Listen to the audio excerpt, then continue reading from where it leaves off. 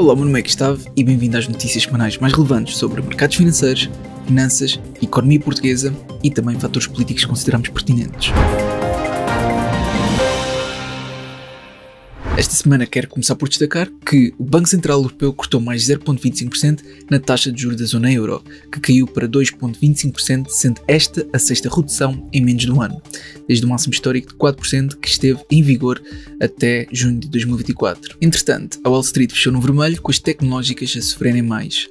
A Nasdaq caiu 4%, com a Nvidia, Apple, Google e Meta a caírem todas mais de 5%. Aliás, isto é visível no indicador de Buffett, que mostra agora uma correção significativa atingindo os 190%. Estas quedas devem-se principalmente aos comentários recentes de Donald Trump sobre a imposição de tarifas e que estas podem levar a uma recessão económica. Aliás, quero salientar neste episódio as tarifas que Trump já impôs e ainda quer impor e também mostrar alguns possíveis impactos na economia mundial. Então, Trump já anunciou tarifas de 25% ao Canadá e México e uma taxa adicional de 10% para a China, subindo assim a taxa total para 20%. Quanto à União Europeia, Trump impôs taxas de 25% para matérias-primas, como aço e alumínio, e que já entraram em vigor desde 12 de março. Além disso, Trump está a ameaçar com taxas alfandegárias adicionais de 25% para todos os produtos europeus e que pode impactar fortemente as empresas europeias. No caso de Portugal, os Estados Unidos são o quarto país por onde nós mais importamos e é o nono principal fornecedor, o que traz sérios riscos significativos para a nossa economia. Passando às notícias nos mercados internacionais,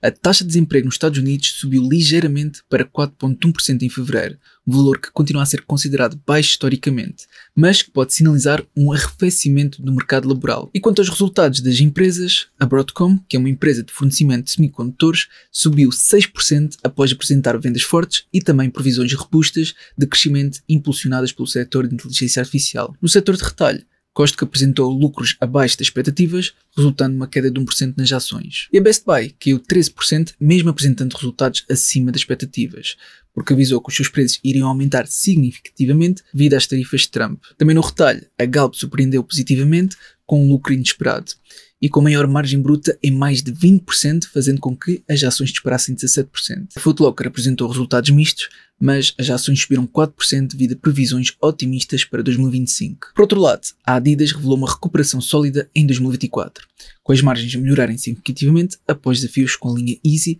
mas caiu 3% depois de apresentar fracas previsões para 2025. Em contraste, a Marvel viu as ações caírem 20% após divulgar resultados trimestrais e previsões abaixo das expectativas, numa altura em que se espera mais das empresas envolvidas com inteligência artificial. A CrowdStrike também decepcionou, com as ações a caírem 6% devido a previsões fracas, apesar do aumento da procura por serviços de cibersegurança. A Okta, que é uma empresa no setor tecnológico, disparou 24% após apresentar resultados trimestrais fortes e aumentar as previsões anuais, mostrando a crescente procura por soluções de identidade digital. No setor automóvel, a Tesla tem caído bastante, com as ações a caírem mais de 36% no último mês, e que se deve, por um lado, à incerteza geral dos mercados e também ao medo das suas entregas diminuírem significativamente.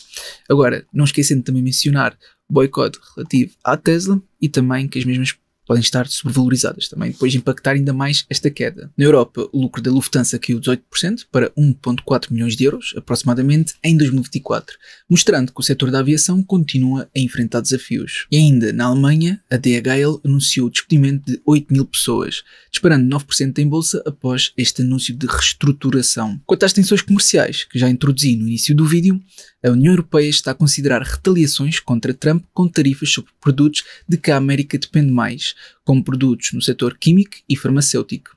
Além disso, também está a considerar limitar mais as Big Tech. Agora, sobre as taxas de juros. Os juros dos depósitos caíram abaixo de 2% pela primeira vez desde agosto de 2023, o que parece ser uma tendência que irá continuar com os cortes nas taxas de juros. Aliás, o efeito das tarifas de Trump pode também obrigar a Fed a cortar mais os juros para compensar um impacto negativo na economia. E para finalizar este tema, a zona euro fechou 2024 com um crescimento modesto de 0,9%, refletindo os desafios económicos que a região enfrenta e evidenciando também que a inflação contribuiu bastante para a diminuição do poder de compra dos europeus. Tal como já tenho vindo a referir, é importante fazer uso de instrumentos que permitam rentabilizar o dinheiro de forma pelo menos a contrariar este empobrecimento geral da Europa e do mundo. Quanto a outras notícias relevantes no panorama global, a Europa vai investir 1.000 milhões para desenvolver carros elétricos, investindo assim na inovação para competir com os Estados Unidos e a China neste setor estratégico. Entretanto, o Kremlin anunciou que quer reabrir o mercado russo a empresas ocidentais, sinalizando uma possível mudança na política económica russa após anos de isolamento. E isto numa altura em que os Estados Unidos reúnem-se na Arábia Saudita com a Ucrânia para as negociações de paz. Por outro lado, os despedimentos promovidos por Elon Musk nos Estados Unidos podem atingir valores históricos,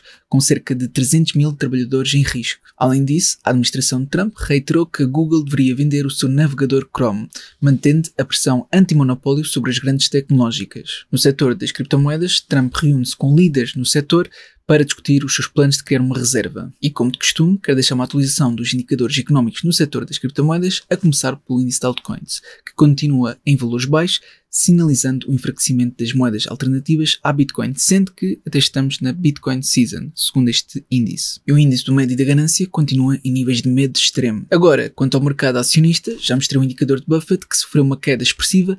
Portanto, avanço para o índice de medo e da ganância, que continua em medo extremo, sendo ainda uma boa altura para procurar possíveis oportunidades. Para finalizar, deixo aqui uma nota dos principais earnings a sair na próxima semana, com bastantes empresas a lançarem no dia 20, entre elas a Accenture, a Nike, a Micron, a FedEx e depois no dia 21 a PDD Holding e ainda a famosa GameStop. Passando agora a Portugal e à polémica de Montenegro. A Solverde rescindiu o contrato com a Spinum Viva, a empresa associada ao Primeiro-Ministro, alegando a proteção de ambos os nomes. Aliás, a Spinum Viva passou para os filhos de Montenegro e anunciou que não vai distribuir dividendos, isto numa tentativa de acalmar as críticas sobre potenciais conflitos de interesse. Em notícias fiscais, o governo alertou que casas, carros, jatos e ações em offshores têm de ser declarados no IRS, de forma a combater a evasão fiscal. Além disso, o cheque para a compra de carros elétricos começou esta semana e foi ainda aumentado o apoio para a compra de botijas de gás. Por último, nas empresas, a Mota-Engil disparou 11% após um fundo alemão entrar no capital,